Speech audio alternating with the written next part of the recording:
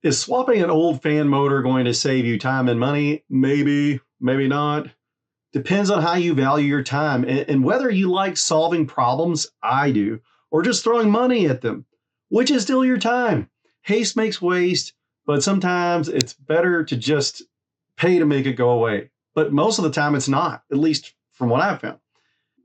All right, so here's the deal. One fan looks like it survived a flood, and the other looks like it's brand new, but spins like it's powered by regret.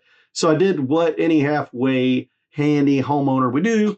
I made one good fan out of two bad ones and saved myself about $300 in the process. That said, I have a crusty and rusty ceiling fan, as mentioned, that runs well, which was installed previously in my kitchen, which I've since remodeled. Then I installed said fan on my deck, which I replaced with a proper deck fan. After a few years from persistent urging of my partner, she's right. It looks way better and has more features, and it looks like it belongs on the deck. I just did not want to spend the money and time. So it was stored for a few years in my DIY storage unit, AKA it was just sitting in my garage on the hood of another project, my 95 Jeep Wrangler YJ.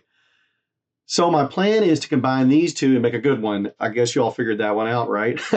I'm swapping its motor out with an identical, very nice bedroom ceiling fan that has a dead motor, making it like a new working fan.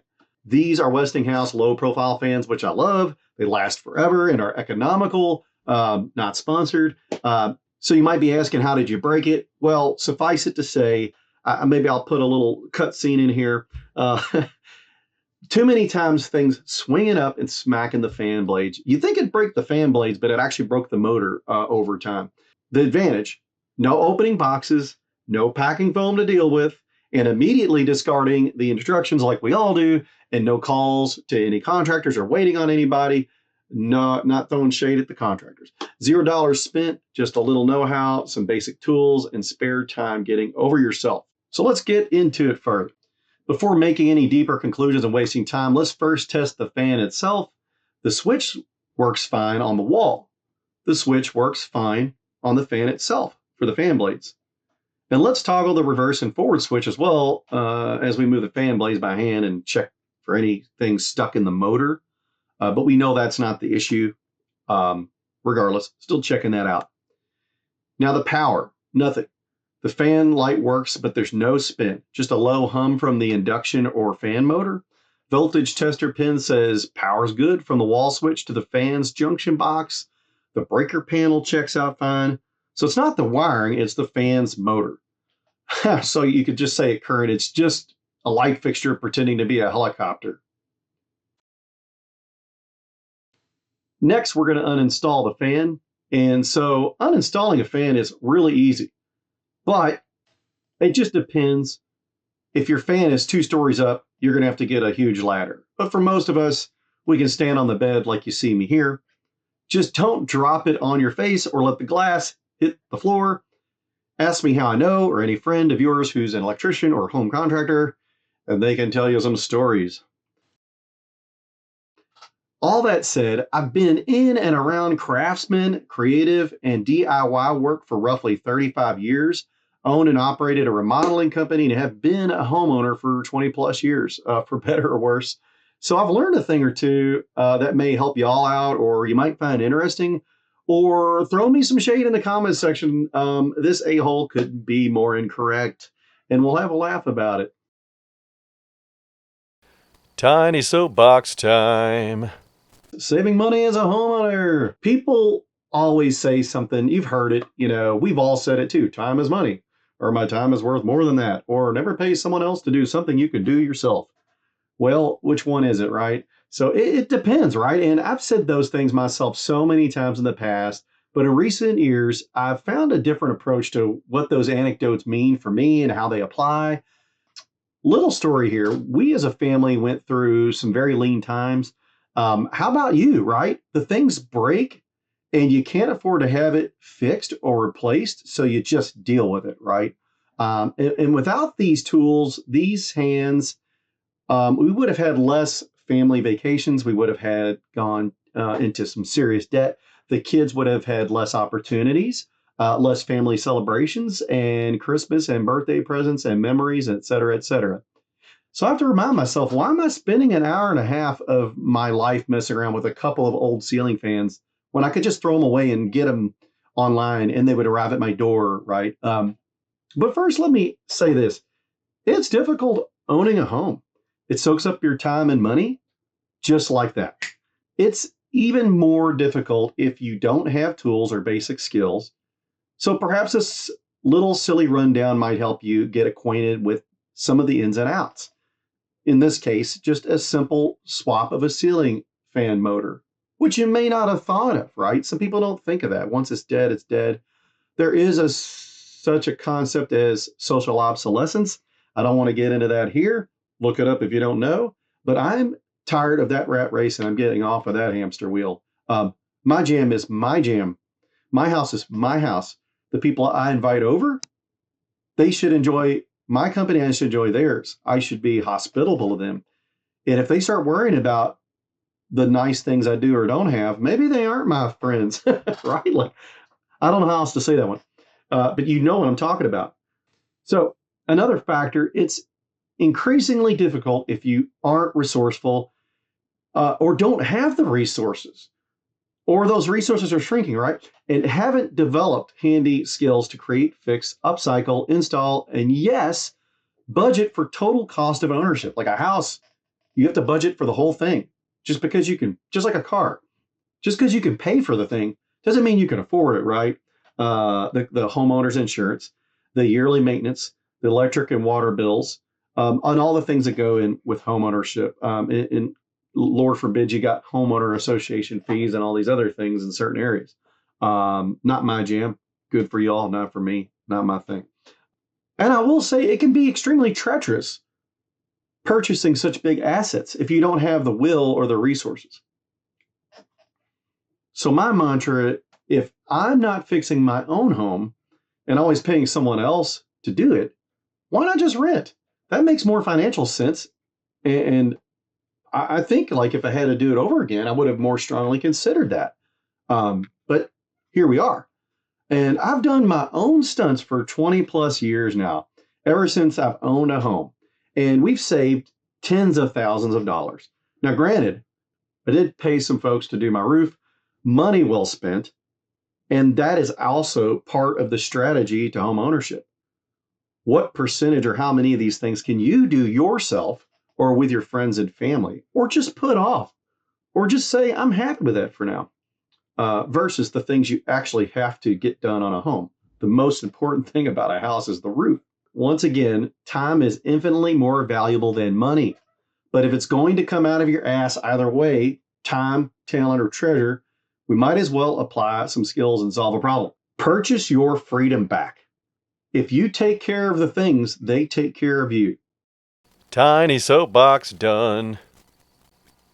Yeah, so in order to create this silly little tiny soapbox bit, I had to crawl around in my attic, and dig all my G.I. Joes out. Yeah, this is my best representation. I'm totally going to reuse this bit going forward, though. Yeah. I'm a fool, but I had fun. Is that synonymous?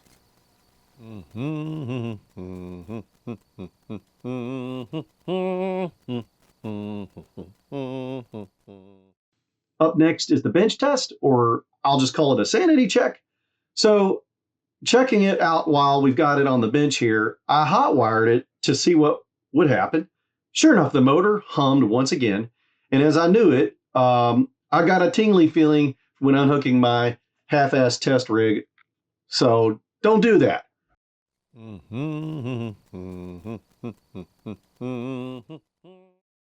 Break each fan down on the bench. Here's a twist. The gross and rusty one, its motor's fine, and the other one's pretty, right? It's toast. It's burnout like my patience during tax season. Surprise, the crusty and rusty one's motor is solid once again. So the pretty one, the burnt out one, probably overheated from dust buildup and poor airflow. Tip, clean your fan blades and motor vents once a year. It's not just about dust, it's about heat. And also, Make sure, because I've seen it happen on many occasions, swinging jackets and sweaters and shirts and pants up into the air as you're putting them on in a hurry for work in the morning and hitting that fan blade will certainly cause issues with your fan.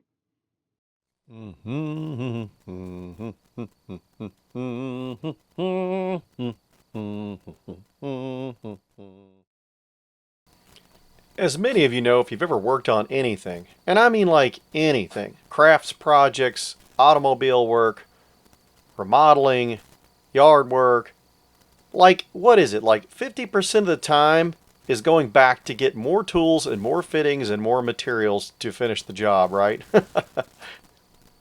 So at this point, what I'm doing is I'm cleaning it all up real nice, and I'm starting to get the motor out of the other fan to put in the new good fan. So a little bit of ceiling fan Frankenstein. No drama, no muss, no fuss. This is what we came to do. This is the big part of the show, if you will. In fact, the hardest part about this whole job was just switching out the fan blades, but then also at the beginning, deciding exactly what parts of the motor I want to keep and what not to. Most mid-tier ceiling fans are serviceable to a good extent, like repainting the blades or housings, swapping out common parts like the switches and globes, and when you can, you're an advantage. And here's a tip. If you buy the same model for every room, once you learn to fix one, you can fix them all, right? You know what you're getting into. Here we're reinstalling the fan. So back at the bedroom ceiling, here we go. And no handyman, no scheduling, no awkward small talk about weather and sports, no talking about when who's getting paid what where, no waiting for a box in the mail, no throwing out extra box trash. And this wasn't supposed to be an end all be all ceiling fan video. There's 1,000 better ones than this. I'm just sharing why I think you should make an attempt to fix things when you can. And last but not least, the final test. Boom, quiet, smooth, and not $300 poorer. Replacing your own fixtures is one of the easiest ways to update your space and save money. But what if you go a little further, like recovering a cosmetically fine fan with a burnout motor, in my case here? That's next level DIY, right? That's one less thing in the landfill, though. That's throwaway turned into savings. So once again, purchase your freedom back. So now instead of spending $300 on a new fan and paying someone to install it, I can leave that in my home maintenance fund. Invest it through a brokerage account or app, or take my wife out for a nice dinner. You get the point. So how much did it cost? About an hour of my time and $0. How much did it save? Around $300 between the fan and the install.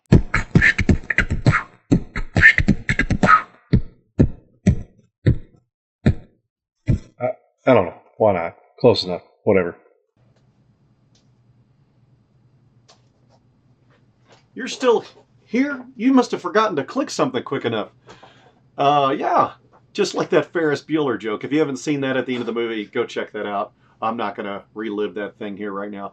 Before sending this out into the wild, I wanted to add in a quick thank you for watching my first video. We made it to the end. If you made it this far, let me know in the comments, and if it was worth it, what I need to do to improve. That said, I've got 30 terabytes of project footage from the last 5 years that I plan on uploading.